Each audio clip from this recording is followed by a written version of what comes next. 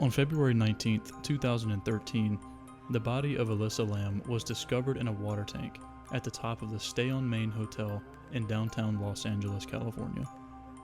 Her last known sighting was a CCTV capture of her in the hotel's elevator, moving and acting in a bizarre, almost paranoid manner. Who was Elisa running from, and how did she end up in a water tank, dead? In tonight's episode, we'll get into Elisa's life, her disappearance, and the investigation that followed. I'm Ben. I'm Logan. And this is Tinfoil Talk.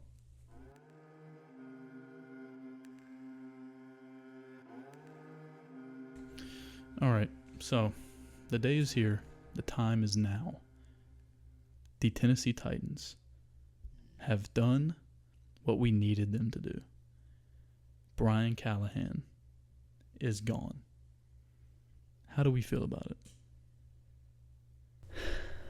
Can't get worse, right?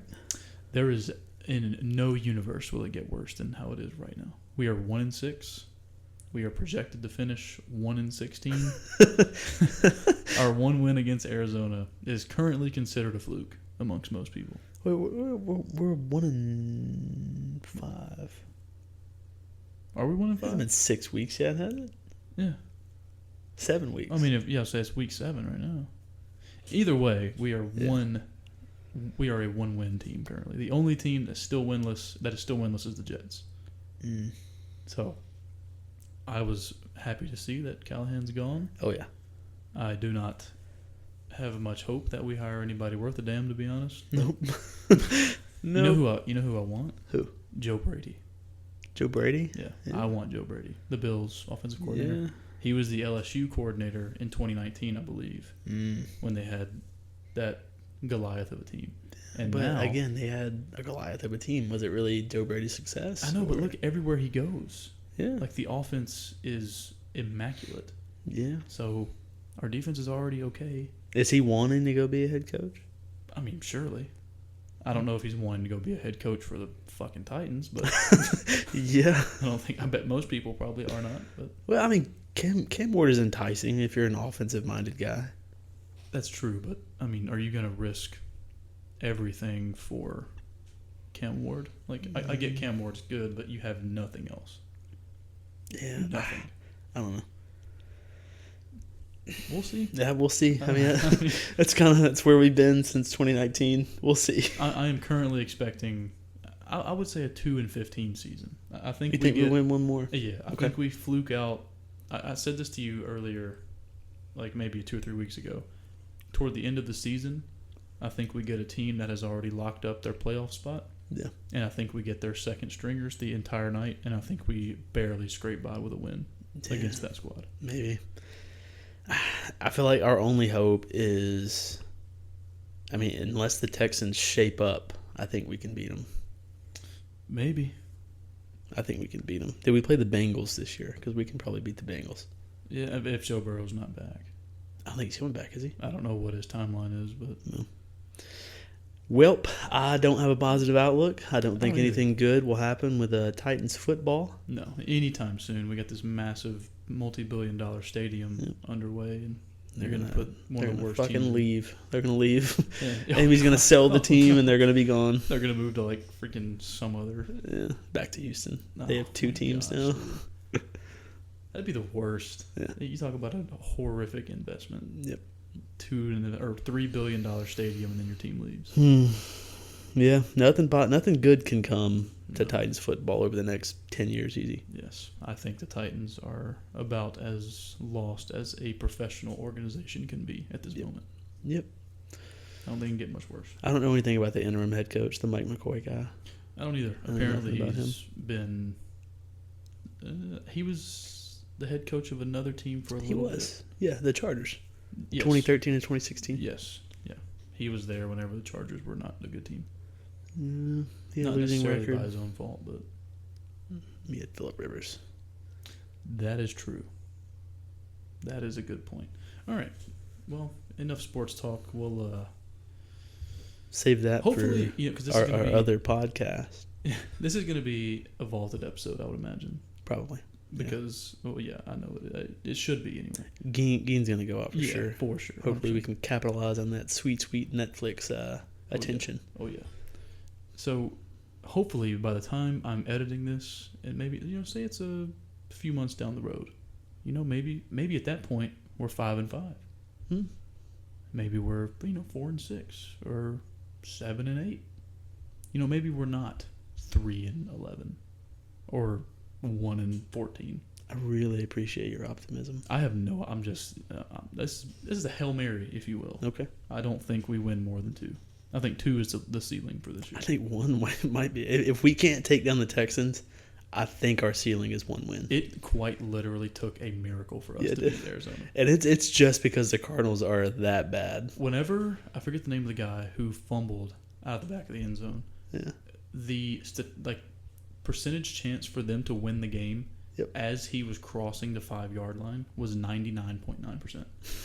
Because they were about to go up 28-3 or something, or 28-6, I forget, in the fourth quarter with 11 minutes to go. And then we should have lost. We would have had a better pick. In a million universes, we lose that game. Yeah. And now it's the Jets are probably going to get the first overall pick. Yeah, they probably will. Yep. Yeah. Anyways, fuck the Titans. Fuck the Titans. Yeah. Fuck the Titans. All right, you ready to try this beer? I am. You've been hyping it up. I haven't been hyping it up. You said it's a big ticket beer. It is a big ticket beer. It's a big brand. I meant. Okay. I think this is probably the biggest brand we have reviewed so far. Oh, nice. So, you ready? Oh. You see it? Yeah. I almost bought a 6-pack of these today. Here we go. Just because. This is Dos Equis Amber Special. Nice. I grabbed these because I've heard people talk about Dos Equis, and you see the commercials and things. Go for Dos. I'm going to admit, I have never had a Dos Equis beer. I don't think I have either. In my life. I saw, I was walking around the store today, and I saw these, the Amber Especial, and I was like, damn. Yeah. Sounds good.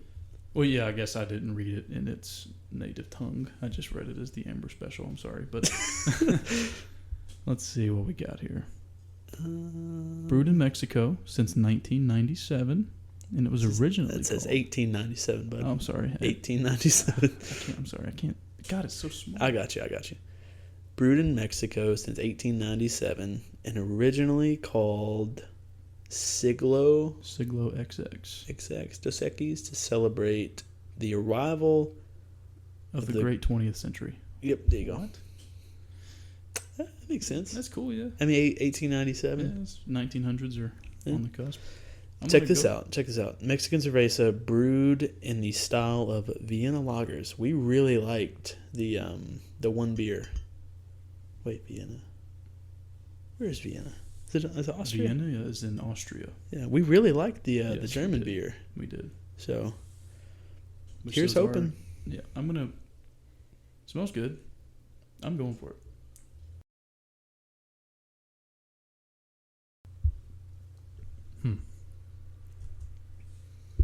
That is pretty good. I like that. Very smooth. I was just thinking, in the Ed Gein episode, we did not give that beer a rating. Oh my God, we've been doing that. We have been doing that. We've been reviewing them, talking about how they taste and all that, but we have not been giving them a rating. Yeah. This is maybe the second or third straight episode we've forgotten to rate it. Because we fucked up Victoria. Yep, we did. So I would like to give this one a rating. Yeah. I've already got a number in mind. I think it's pretty good. It's a pretty typical lager, to be honest. Yeah. Nothing special about it. No, not really. I think it is middle of the road. Therefore, it is going to get a 5.0 for me. 5.0? You seem to stick with that. I mean, if something's average, I can't. Yeah, it's beer. Yeah, I can't give it anything better or worse because it's not worse than average, but it's certainly not better than average. I'll go. I'm a lot more forgiving than you are, I think, with the ratings. I'll go 6 because I like the packaging. Okay. I like the label. I like the so history. You're giving some style points here. Yeah, I'll give it style points. Okay. It is flavor wise. It's beer. I'll go to 5.5. 5.5. I'll give it. This is a cool. You've got the little. I don't know what that is in between the X's here, and you got a big gold X behind it, and it looks cool. Yeah, it's no Busch Light. No, it's not. We need to cover Busch Light. We can't. As a surprise.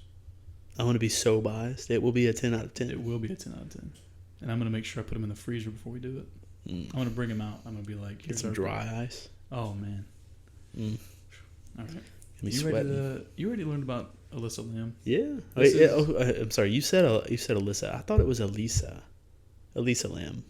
From the one YouTube video I watched, they pronounce it as Alyssa. Okay. It could be Elisa. If it's okay with you, I'm going to call her Elisa. I think we should do a quick live lookup. Okay. Sounds good to me. I got it right. So, upon further review, you did get it right. It is Elisa. I guess I just so happened to watch the one video of the other American calling her Alyssa. It's unfortunate. Elisa Lam. Alyssa. What part of America were they from? Could you tell? I'm not sure. Yeah. It felt kind of like a fake accent, kind of how we do. We don't actually talk like this.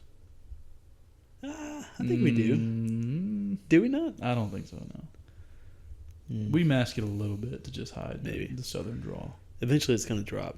Yeah, and I think in time, I've listened when I've been editing before, and I hear it pretty rough. Like it's pretty bad. Well, that's a story for later. Yeah. So Elisa Lam, you ready? Mm-hmm. Okay. Elisa Lam was born on April 30th, 1991, in Vancouver, British Columbia, Canada, to David and Teresa Lam, who immigrated to Canada from Hong Kong. I'm not going to get much into her childhood, but her parents claim that she was creative, intelligent, and had a love for art and photography. It's also noted by her parents and friends that she struggled with mental health issues as a kid, including bipolar disorder, depression, and anxiety from a young age. She was prescribed medication for these conditions, and friends and family said that she could sometimes experience periods of very unusual or erratic behaviors.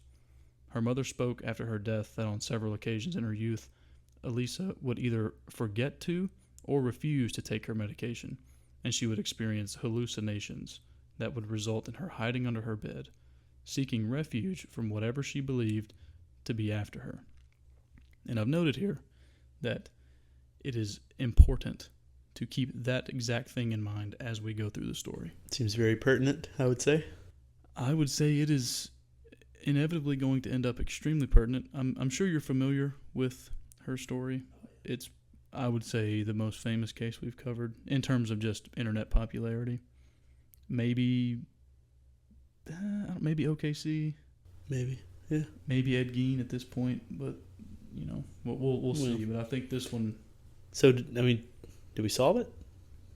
Yeah, that's it. Is that what happened? Yeah. Thank you guys for tuning in. We will see you next week. Make sure you follow us. No, I'm kidding. So fast forwarding, Elisa attended the University of British Columbia, or UBC, and was studying psychology. She was noted by her friends and classmates to be ambitious and very curious, often traveling during her breaks from classes. It's around this time, so somewhere in 2010, that Elisa started a blog on a website called Blogspot, where she would often post about her depression and daily struggles with her mental health. In a post she made in January of 2012, she writes that she was experiencing a, quote, relapse at the start of the current school period that left her feeling, quote, so utterly directionless and lost, and as a result, she had to drop several of her courses. The title of this post was, "You are always haunted by the idea that you are wasting your life." According to her family, Elisa had no history of suicidal tendencies, at least none that they knew about. So again, it's worth keeping in mind somebody that is a young person that is clearly struggling with, some pretty severe mental health issues at this point. So she didn't really, go far away from home for school. She stayed in BC. Yeah. Right? Mm-hmm. Okay. So, still stressful, of course, but not near as stressful as, say, moving across the country to go to school. Yeah, we haven't had, because in a lot of these cases, you have, a stress factor. Yeah. Or you have an event, like a traumatic event that would trigger something happening, but it's almost like she just appears to have been born with, the conditions she's struggling from. Yeah. And she's medicated for it, so it's not like they've gone untreated.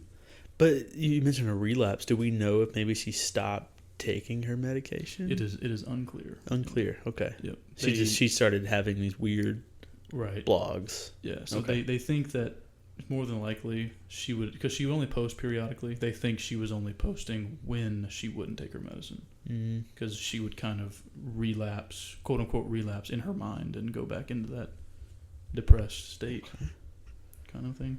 As far as the suicidal tendencies, we've touched on this in the past.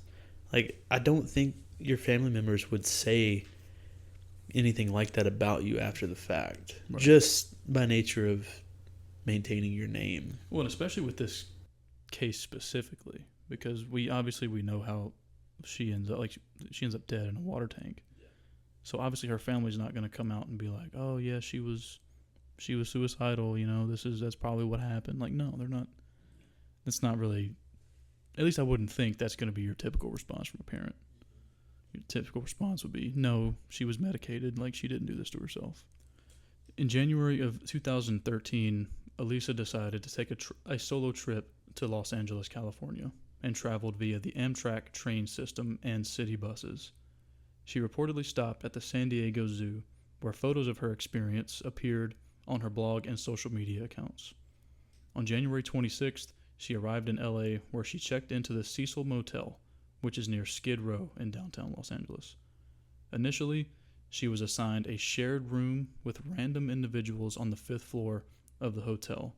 However, her roommates complained that Elisa was acting in a very bizarre manner and requested that she be removed from the group. The manager of the hotel at the time, Amy Price, states that Elisa was leaving notes for her roommates that said things such as "go away" or "go home." She would also apparently lock the door and require the other roommates to give her a password before she would open the door for them. Additionally, a few days before she vanished, Elisa attended a live recording of Conan, which is a late-night TV show, but she was escorted off the premises by security due to being disruptive. That whole thing sounds pretty terrible. Yeah, so it kind of seems like the escalation has happened very quick. She went from not really having any events at all, like in college, to, kind of all of a sudden just acting kind of crazy. Just everything, the bottom fell out, if you will. Yeah. But is it, I feel like most people don't go to LA, like especially Skid Row. Like what is there? I've heard LA is very, very nasty and not really a place you should want to go to.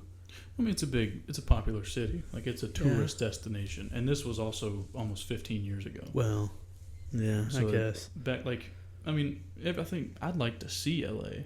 I definitely wouldn't stay in Skid Row. Well, she wasn't staying in Skid Row. She was staying at a hotel near Skid Row. Because the Cecil Hotel is one of the most famous hotels. And I'm about to actually get to. Okay. This whole entire next paragraph is about Cecil Hotel. But in any case, the whole traveling to LA, staying near Skid Row, in a room with strangers. I'll get into that in a second too. That's bizarre. I'll get into that in a second too. Okay. There's a reason she's staying with strangers. Okay. All right. So now, as I just said, I want to kind of backtrack a little bit to the hotel that she's staying at. The Cecil Hotel is undoubtedly one of the most famous buildings in all of Los Angeles. Throughout its over 100-year history, it's seen an unusually high number of murders, suicides, overdoses, and violent deaths compared to other areas of Los Angeles, and especially in other hotels. It even garnered the nickname the Suicide Hotel by the mid-1900s. Some notable guests over the years include Richard Ramirez, aka the Night Stalker, who lived there during his 1985 killing spree, and Jack Unterweger, who was an Austrian serial killer who lived there in 1991 and 92. In the mid-2000s, the Cecil changed half of the building's name to Stay on Main, and it turned one half of the building into a youth hostel in an attempt to attract young travelers and distance itself from its troubled past, despite the other half remaining the Cecil Hotel. So pretty much, it's a hostel for young people, like students, young travelers, whatever, just young people. Sounds terrible in and of itself, to be honest. Yeah, you don't really want to have a hostel for young people because you're just inviting people who are preying on young people to go there. And keep in mind, the other half of the hotel is still the Cecil Hotel, which is close to Skid Row, which has people living there that probably at some point were exposed to Skid Row. So keep that in mind as well. Ramirez, though, that's somebody I would very much like to cover for too long. It's a big one. Richard Ramirez, the Night Stalker. Yes, sir. Yeah, we'll cover that one. He stayed at the same hotel this woman was found dead at. Interesting stuff. So now we'll get back to Elisa. She was staying on the 14th floor of the hostel. The 14th floor was said to have very dim lighting, narrow hallways, and according to guests and even employees at the time, it just had an overall unsettling atmosphere. Additionally, several recent deaths happened to be falls and jumps from the 14th floor specifically. Many guests and employees have also reported hearing voices, footsteps, and just strange noises coming from rooms that they were certain were empty. Isn't so a little bit of paranormal stuff happening maybe? That one episode, the one season of American Horror Story, wasn't it based on the Cecil Hotel? Maybe. American Horror Story Hotel, I believe. I believe you're correct, as a matter of fact. Or I know there's a hotel season. I don't know if it's based around the Cecil. It's either based on the Cecil or it is. That was off the one in Louisiana. No, that's Covenant. Oh, okay, never mind then. The first episode ends with Hotel California playing, so I wonder. Very well could be then. You know what I mean? Yeah. Either way, I see some connection for sure. Yeah.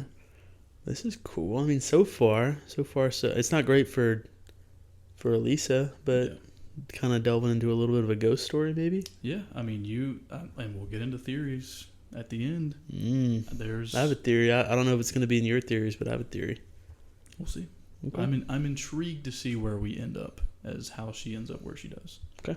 And I would like to also. Have you seen the elevator video? Yes. Have you? So it's about 3 minutes long. We'll watch it again. We'll watch it. Yeah, that was my plan. Was for us to watch it.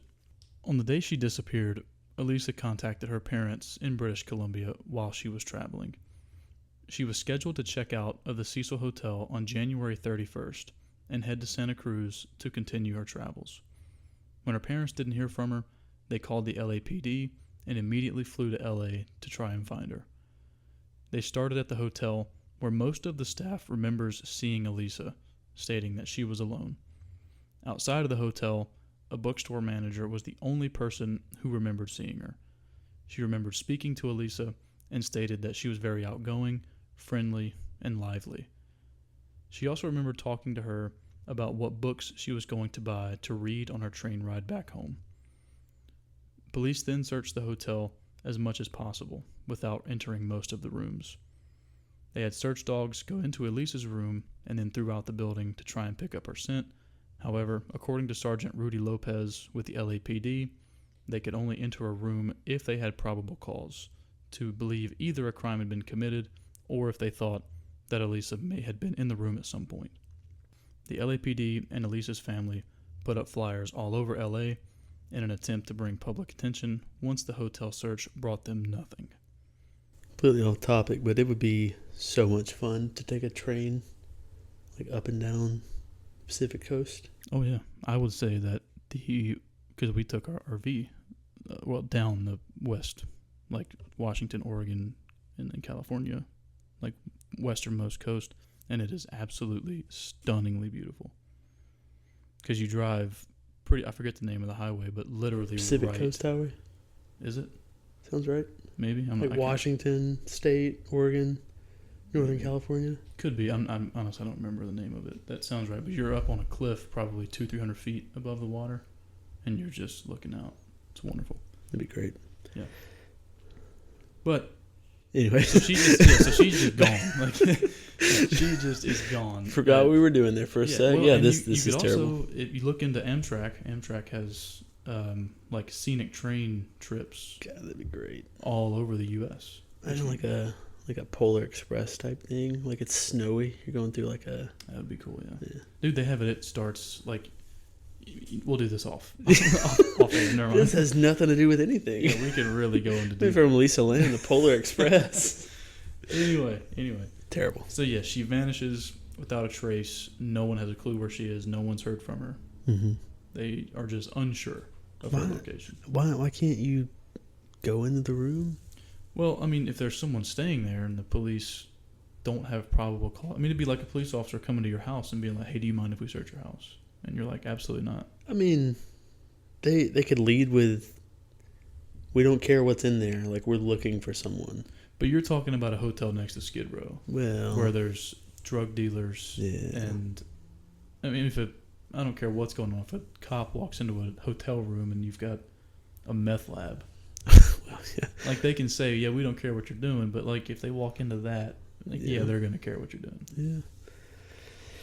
I don't know. I think LA, like it just you have to have that definite probable cause, and the dogs weren't getting a hit of anything. Fair, I guess, but I mean, probably could have. Well, maybe it could have been avoided or prevented. I don't know the timeline exactly. I feel like you should have gone to her old room.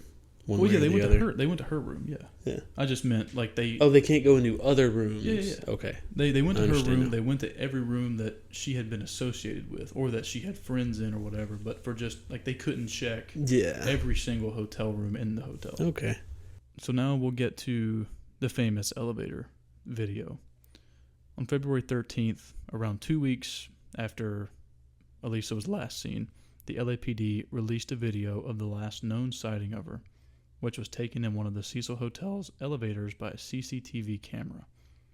In the video, Elisa appears to enter the elevator, make unusual movements, press all of the elevator's buttons, look into the hallway in a very paranoid manner, and then leaves the elevator briefly.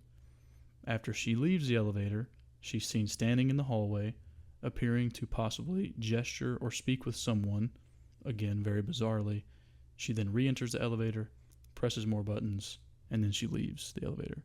And that is the last time she's captured on camera or ever seen alive. So now, if you'd like to, we'll do a live video watch. Obviously, we'll pause, and if you're following along, I suggest you pause here and Go watch find the the video. video. It's only a couple minutes long. That way you can follow along with us. So, thanks to the power of editing, we have just watched the video. I've watched it a few times since deciding to cover this topic, and there's a lot, honestly, that stands out for me. And not just about her behavior, but about, like, and you mentioned it while we were just sitting here watching it. You were like, why is the elevator door not closing? 3 minutes straight. Like it's not that she's standing in the doorway the whole, Right. like, she's outside, she's inside. 3 minutes, this door doesn't close. Yeah, it just stands open. Doesn't make any I don't think sense. it matters, like, because yes, sure, she pressed every button, but like she just pressed all the buttons to the different floors. Like even if you hold, like, if you press the like door open button, you have to hold it, and the like hotel managers will say that they're like, yeah, you would have to hold the button open for the door to remain open. Well, Otherwise, you have to have remote access from somewhere else. okay, could the button have gotten stuck? Maybe, but it just magically gets unstuck after she leaves. Like the button just happened to get stuck for the 3 minutes that she was having this episode. And again, we'll get into theories at the end. I mean, you can't say that didn't happen. For sure, you cannot rule that out. However, I think it is extremely unlikely that that button just so happened to get stuck for the 3 minutes that she was messing around with the elevator. Maybe. It, like, the body, I've always heard, like, her body language was very weird, and it was, but I mean, to be honest with you, I'm not saying she was, but I can see myself behaving somewhat like that if I was intoxicated. Maybe, yeah. Or maybe even under the influence of like some kind of drug that, which we'll get in her toxicology reports as well. So, like we know what drugs were and were not in her system. So, and that just, in my opinion, adds even more mystery. So, we'll move on. That's interesting. We'll get to our theories. I have 2 theories currently in my head that make the most sense. I had 2 as well. One of them's really just kind of for fun, if you will. One of mine is the most likely scenario. Another one of mine is just a crazy what if that will never get proved, but we'll move on. So, obviously, this video made her case extremely famous. It went global pretty fast. I remember when this first happened. Oh yeah. This was global news. Is this the first story we can say that? Oh yeah. I mean, I think other than that, our biggest story was, Or oh, you mean just time? Yeah, like we were alive when we were in high school when this happened. That's true, because Lisk is ongoing technically, but it was happening a while ago. But I mean, with Lisk, there was no crazy elevator video. That's true. You know what I mean? Like, this is something I remember being in school, seeing this video. Yeah, like, oh shit, and you're like, whoa, this girl's going crazy. What the fuck is this? Yeah. And I remember thinking to myself the first time I ever watched it, I was probably in like I mean, it was right before, or right around high school, I guess. 2013. I was a sophomore in high school. I was a freshman. I mean, I would have been old enough to understand that what I'm seeing is obviously not normal. Would have had a phone in my pocket, this would have been everywhere. Yeah, everybody's talking about it. Like, look at this crazy person. Yeah. Obviously, back then we just labeled it like, look at this crazy person. Now, you think a little deeper. We have a bit more details to it. Yeah, you're like, well, we don't really know what happened. I guess more mature, I guess you could say. Yeah. We're very mature on this show. For sure. Yeah, I can't think of a single time we've ever been immature. Actually. Yeah. So moving on. So obviously, worldwide attention. This was covered globally by every major news station. However, no concrete explanation came as to why she was acting the way she was. Some speculate a psychotic break. Others suggest she was running from someone who was after her. Some even theorized that this video is edited, claiming that timestamps don't line up with certain parts of the video, and they were edited to conceal someone's identity later on, which I also mentioned to you. As the elevator door starts to close for the first time, you see a tiny little jump. And there's no discrepancy in the second mark because you can't really see it too well, but okay. It looks odd. It's gibberish. You can't say definitively that there was a jump. No, for sure not. Based on the video we just watched, I'm not confident that there was a jump. I'm not either.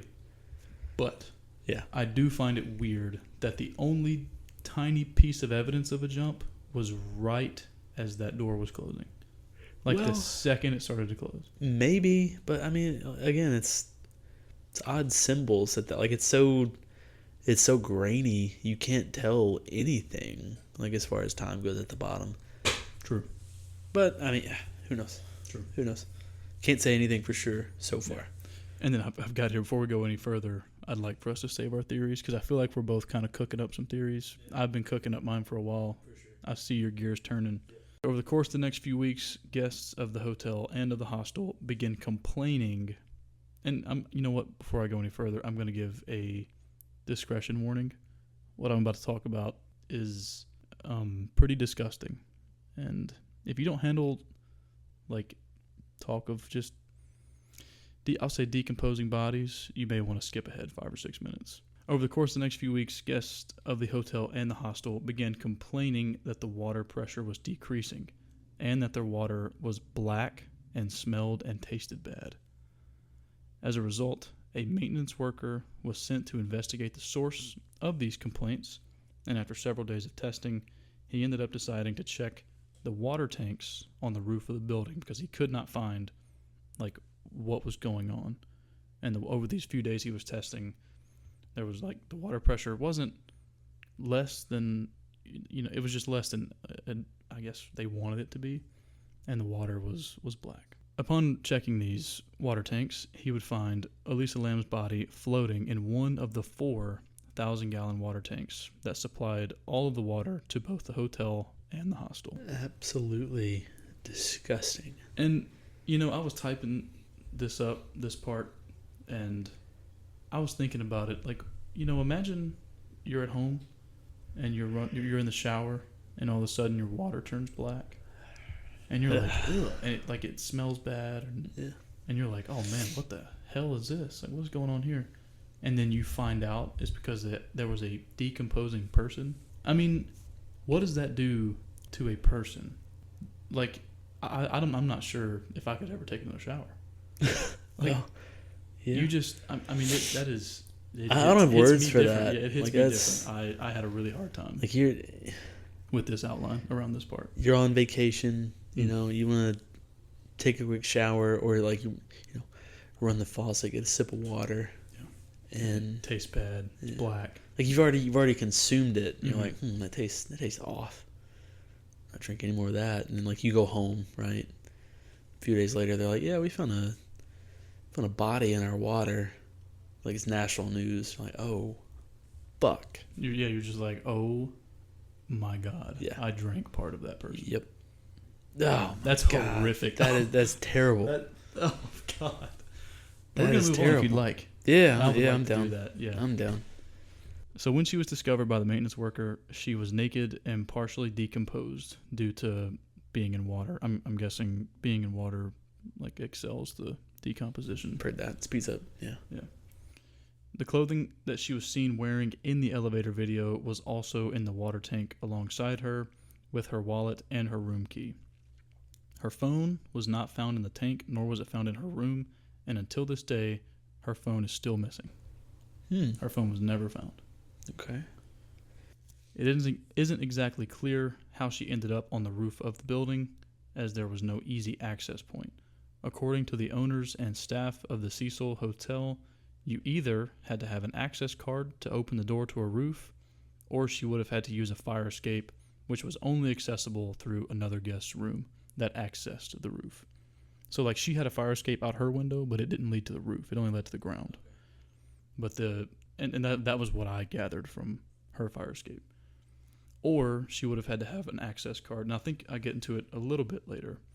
But if you didn't have the access card, a super loud alarm would sound, signifying that you opened a door without the access card. So she could open it, but an alarm would go off. And it was tested like around this time that the alarm was functioning and had been functioning this whole time. So keep that in the back of your head. Like the only way she gets up to this roof, there's 3 ways essentially. Go through the alarm door. Maybe she had a key. Maybe she convinced someone to let her up there. Don't know. Maybe someone let her up there. I feel like Possibilities are endless. I feel like security at a hostel on Skid Row probably isn't the best. So they may have not batted an eye to this door alarm going off. They probably, it's pure speculation. They could have been like, oh, damn kids. Like, open the door. They're up on the roof. Maybe they went and looked. But well, so according to the Amy lady that owns the hotel, or is the manager, the director, whatever, the manager, she said that like it wasn't just a door alarm. It was like the door alarm would sound, and then also like their security room would get an alert saying that like a door's been opened and it had to be investigated. Now, what you said also rings true. They might have just been like looking at the security camera, been like, oh, this whatever silly college student has wandered her way up there. Just shut the alarm off. She's probably not doing anything. It's very easily that happened as well. But I mean, it was also said that no alarm ever went off. You mentioned like her leaving the elevator is the last we ever saw her. Mm-hmm. Do we know if there was a camera like watching this roof access door? There was not a camera. There's watching. not a camera. Mm-hmm. See, that would wrap up this theory. Like that would tell us whether or not that's how she got up there. But there's not a camera. There's very few cameras in this place. Given her state of mind, I don't think it's too far-fetched to believe she could have just barged into someone's room to get to the fire escape. But how would she know? Yeah, she would have to have done research beforehand. And I don't think she's in that state mentally. I don't think she is either. Yeah. So, in my opinion, she either went through the doorway and just she didn't give a shit about the alarm. They brushed it off? They brushed it off. They went, oh, somebody probably opened it by mistake. Not a big deal. Went up there, looked around the roof. But again, that's the thing. They claim that around that whole day, like no alarm was ever triggered. I mean, like what can you say past that? You know, if they say, well, no, the alarm never went off, then what? You start speculating. Yeah, that's all we can do. Yeah. So after she was removed from the water tank, along with her personal items, an investigation was underway. First, the coroner's office performed an autopsy and wrote up a report that they believed happened to Elisa. The full coroner's report was released in June, and it stated the following. Her cause of death was ruled as an accidental drowning. The manner by which she died was listed as accidental. The sole contributing factor was her bipolar disorder. There was no evidence of trauma, no evidence of defensive wounds, no evidence of sexual assault, and this was the most important part to this, in my opinion. Her toxicology report revealed that she had very low levels of her prescription medication in her system. This would indicate that she either recently stopped taking her medicine or she was under-consuming her prescribed amount. No other drugs or alcohol were found in her system at the time of her death. The only other thing, I think, was some sinus medication or something like that. Something that was completely, like, it could be brushed off as being for sure her sinus medication that she had in her room. So no drugs, and it was revealed like a complete accident attributed to her bipolar disorder. So nothing, as you read this, nothing stands out, I would assume. Right? Like, it's weird that she ended up drowning in this tank, but, I mean, the report seems relatively normal. No, yeah. Until okay. you read the rest of the report. Okay. Also noted in the report was that a rape kit was used to determine whether or not there was evidence of sexual assault. However, it does not confirm or deny whether the rape kit was ever processed. Now, if you remember, I just mentioned that in the coroner's report, there was no evidence of sexual assault. Therefore, it would appear that the coroner just decided that there was no sexual assault because the test was never processed. So they just made the claim that there was no sexual assault. That doesn't make much sense. What do you mean? I mean, so they for sure conducted the rape kit. Yes. They never. I'm not sure what the process. Well, you do the due diligence that is collecting the data from her body. Okay. And then you are supposed to process those results. Mm-hmm. It is never determined whether or not that process was completed. However, the final determination was that there was no evidence of sexual assault, with no proof of the rape kit, considering it was never completed. Additionally, there was also noted to be evidence of rectal blood pooling, or as it is technically known, lividity. This means that blood was pooling in the rectal area of her body, which does not 100% confirm sexual assault. However, it is usually a key indicator. The coroner attributed this to post-mortem decomposition and fluid migration, and that assault was not evident. You know what would have told one way or the other if she was assaulted? What's that? Reviewing the rape kit. You would be correct, good sir. However, that was not done. And that's on public record. Like, they... Did they give any kind of explanation? No, there was no explanation given. No. I mean, they still have the samples. Why don't they go ahead and check out what they found? Because the case is closed. We'll get to that briefly as well, or momentarily. It's also worth noting that the maintenance worker who found Elisa could not remember if the latch to the water tank was secure from the outside or not. If the latch was closed, this would imply someone obviously closed the lid behind her and locked her in. If it wasn't latched, then this could also imply that Elisa could have closed it once she was inside, considering it wasn't latched. But he says he just doesn't remember. So there's no way to prove that for sure, if it was closed or not. Additionally, after her death, Elisa's Tumblr blog was updated several times, despite her phone never being found. It is unknown whether the updates were the work of a hacker, a thief, an unknown assailant, or whether or not they're even related to her death. However, they were updated. Yeah, and her phone was never found. Later on... I'm sorry, no, go ahead. Do we know what kind of updates? As far as I could see, I saw one where it was like a post of agenda maybe, and then the other one was a status update. Because like on Tumblr, you could be like, oh, I'm sleeping, I'm reading, I'm not doing anything. It was like a what she's doing type thing. Okay. So it's something that, I mean, you could change just drop of a hat. Later on in 2013, in September, Elisa's parents filed a wrongful death lawsuit against the Cecil Hotel, claiming that, quote, the hotel failed to inspect and seek out hazards in the hotel, that presented an unreasonable risk of danger to Elisa and other hotel guests. And the family sought an unspecified amount of money for damages and burial costs. The hotel argued that it could not have possibly foreseen that Elisa might have voluntarily entered the water tank, and since it remained unknown as to how she was able to get in them. It was also disclosed that the access doors to the roof were locked at all times, and an alarm sounded when the doors were opened, if not opened by authorized personnel. And I'd already touched on that, but it was also reported there were no other access point other than her scaling the side of the buildings or the fire escape, which additionally also is unlikely, and we've already touched on that as well.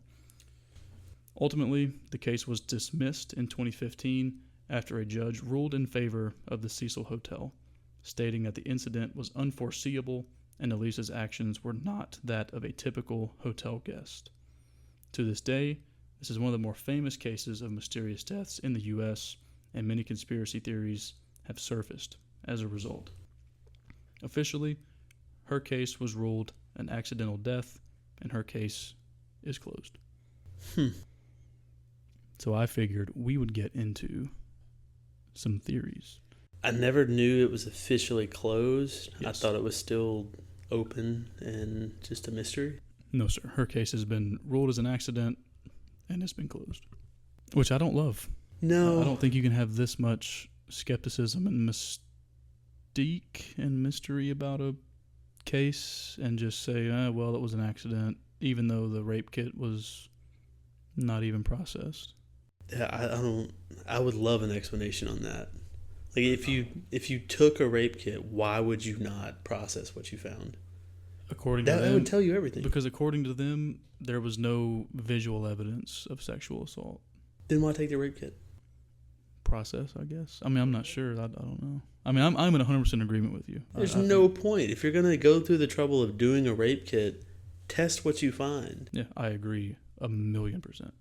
You're hurting nothing. The only thing you're doing by not processing the rape kit is like the family. I would be fully on board with the idea that she's had a psychotic breakdown. Yeah. And ended up in the water tank on her own accord. If they you start throwing in all this shit that's happening.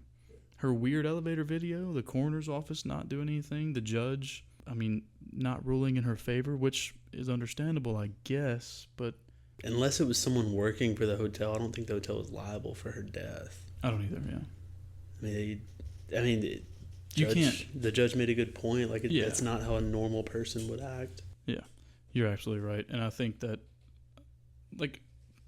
talking theories, I think the most popular theory, and it's probably my leading theory, is she had a psychotic break.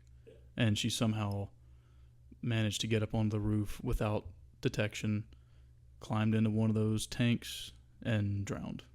And that's the story. If we don't have a camera on the door, on the roof access door, who's to say it actually did work? Right. I mean, like I said, they tested it after the fact. They could have fixed it to cover their own ass before that. There's so many variables for this one. I don't think you'll ever get a true story. And again, I'm going to reiterate, I don't think security at the Cecil Hotel on Skid Row in Los Angeles is that tight.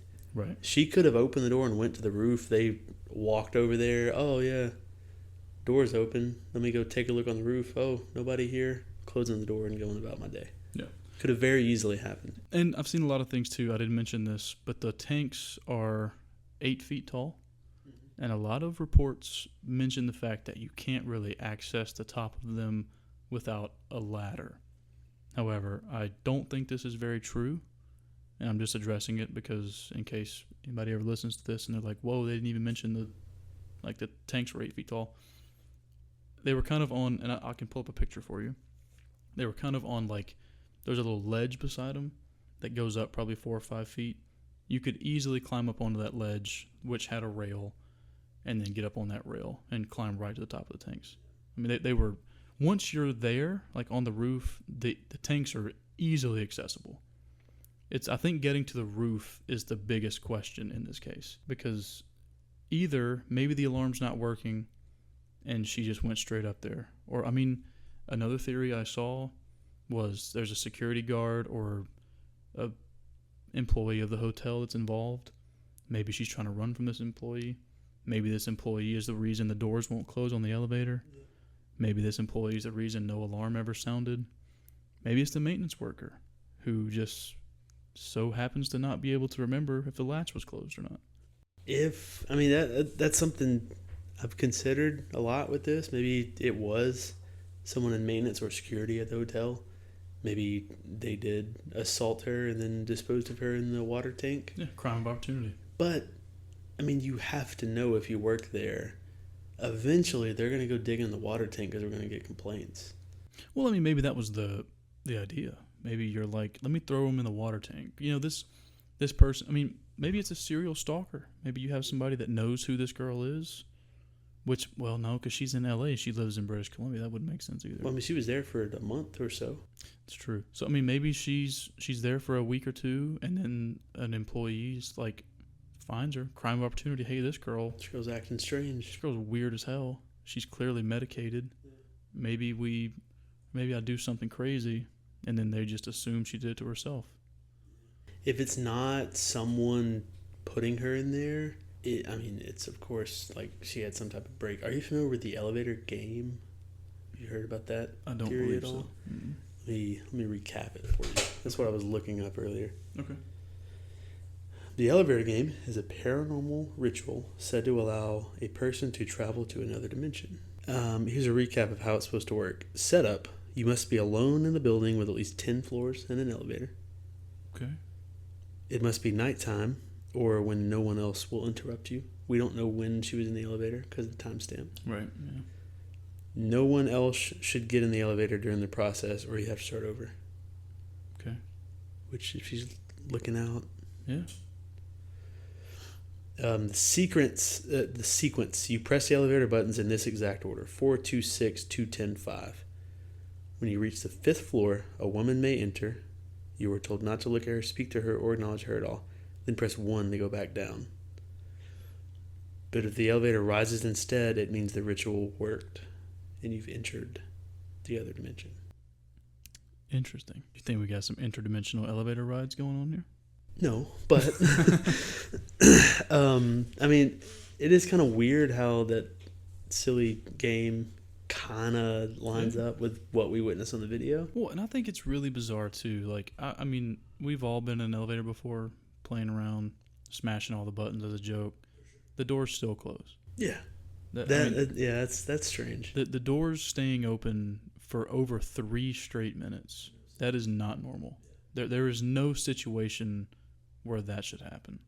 And I have not seen a good explanation for it. There's people that say, oh, well, if you overload the system, blah, blah, blah, the doors will stay open so the elevator can reset. It's not like we're talking about the first ever generation of elevators that have a bunch of problems. This was only 12 years ago. Elevators are everywhere at this point. They're modern. It's a common thing. If you press all the floor buttons on an elevator, it's just going to go to each floor. So the fact that they stayed open for that long, I think that is really weird. Are you thinking more along the lines of the paranormal?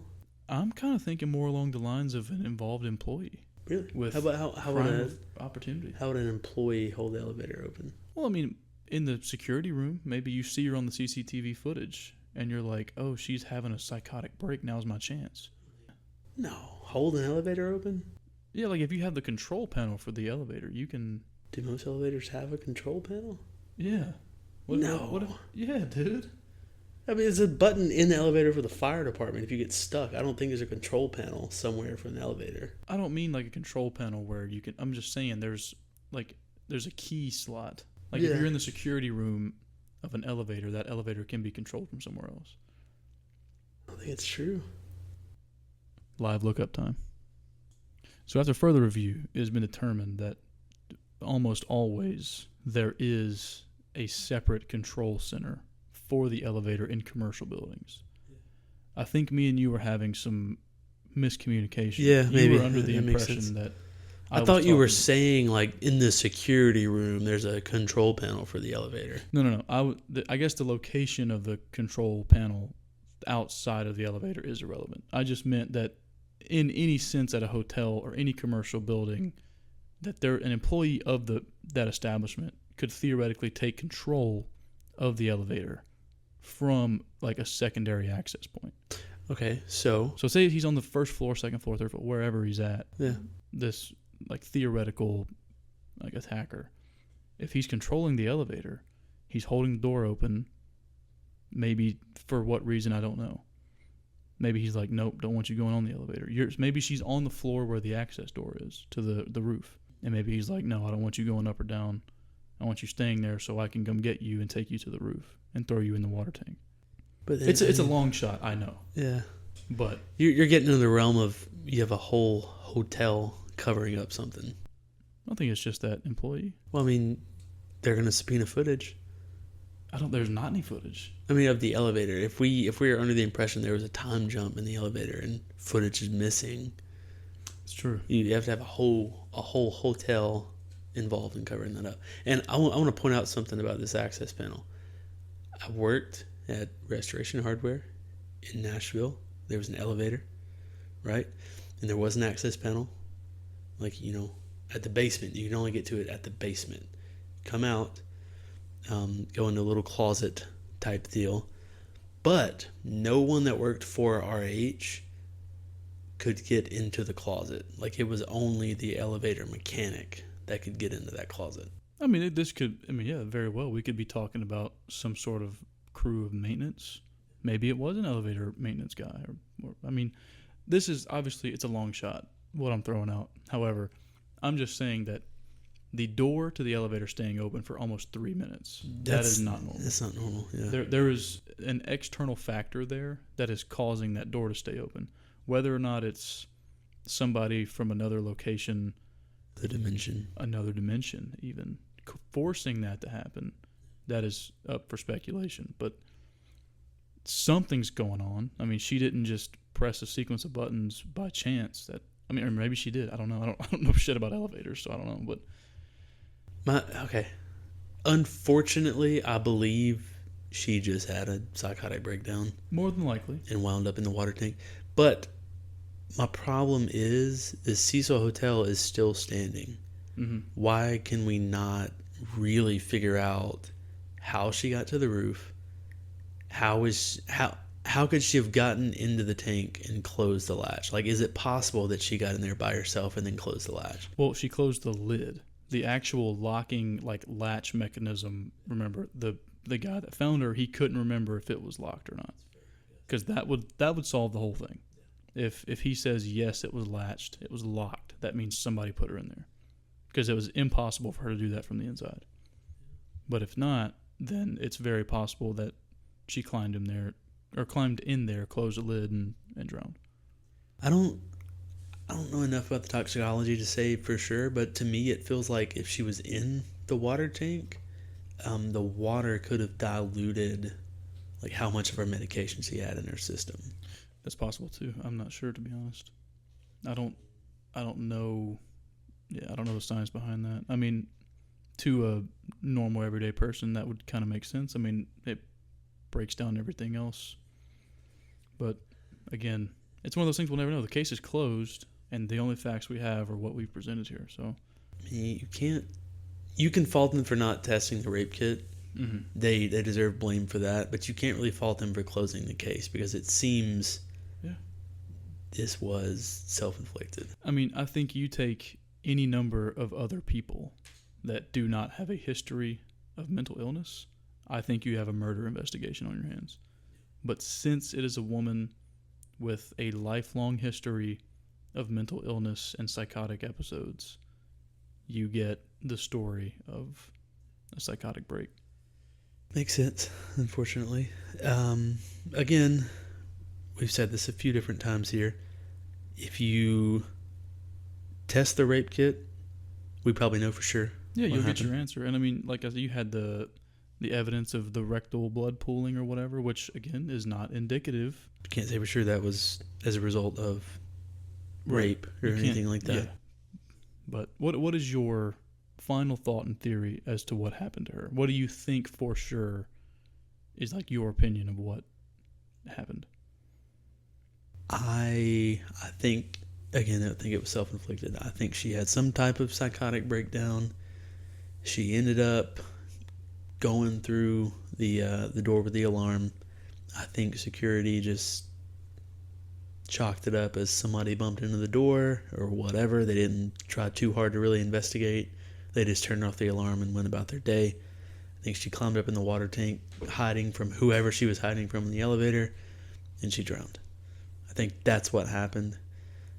It's I don't know, the elevator game. It's not why she died, but it is weird how much like the rules of that fictitious game add up with what she was doing on the video. When it comes to what I guess my final theory is, I am almost certain in my mind that she was having a psychotic break and she just climbed into the water tank trying to escape whatever she thought was after her.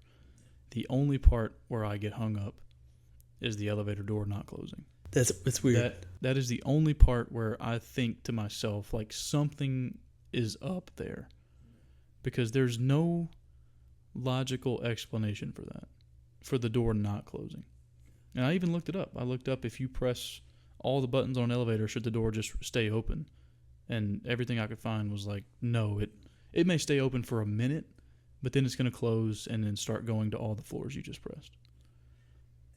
For as huge as this case got, if it was a maintenance worker at the hotel, as sensationalized as this became, I feel like someone who worked at the hotel would have been like, hey, this maintenance dude, he fucking did it. He's weird. Yeah.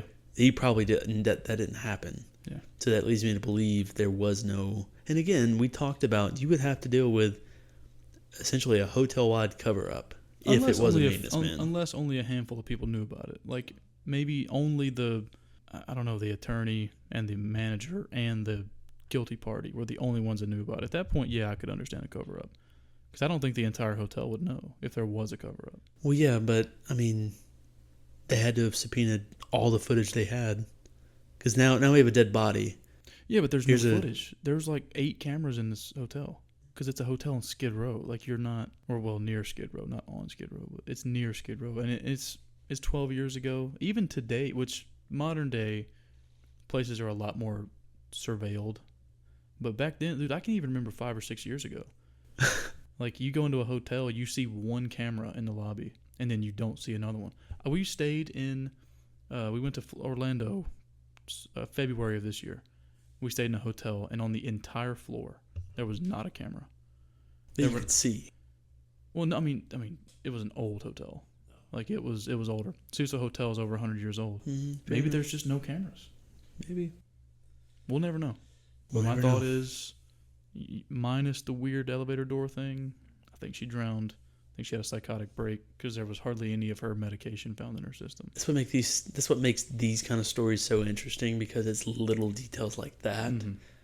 That, like, everything, it seems we're on a straight track. Everything is making sense, and then 1 or 2, 3 things happen, and you're like, well, hold on. You're like, that's not really possible if this is straightforward as it is. Like, that doesn't add up. Like, something else appears to be going on here. Why didn't those doors close? Why didn't they close? Why did they not test the rape kit? Yeah. And not even that. I think that could just be chalked up to negligence. And, yeah, well, this girl had a psychotic break, climbed in a tank, and drowned. I don't really see a reason to. Do the rape kit, but... Yeah, do it, but whatever. You know, just not taking your job serious. But the elevator door is not closing. That is where I get hung up. Family shouldn't have sued the hotel for wrongful death. They should have sued Los Angeles County for the rape kit results. I agree. Like, you have them. Doesn't matter the case is closed. Like, test the rape kit. That's going to tell you everything you need to know. I agree. Well, it'll be forever unsolved unless somebody else, I guess, steps forward. So, it's unfortunate. I hate that what happened to her. Seems like her last moments were probably not pleasant, no matter what happened. But that's going to do it for this one. If you enjoyed the show, make sure to follow or subscribe wherever you are listening. And if you really want to help us out, leave us a review. Helps us more than you know. You can also find us on Instagram and YouTube or Apple Podcasts and Spotify. Just search up Tinfoil Talk. Thanks for hanging out with us. Till next time, grab a beer, put on your tinfoil. This has been Tinfoil Talk. Bye. Love you, bye.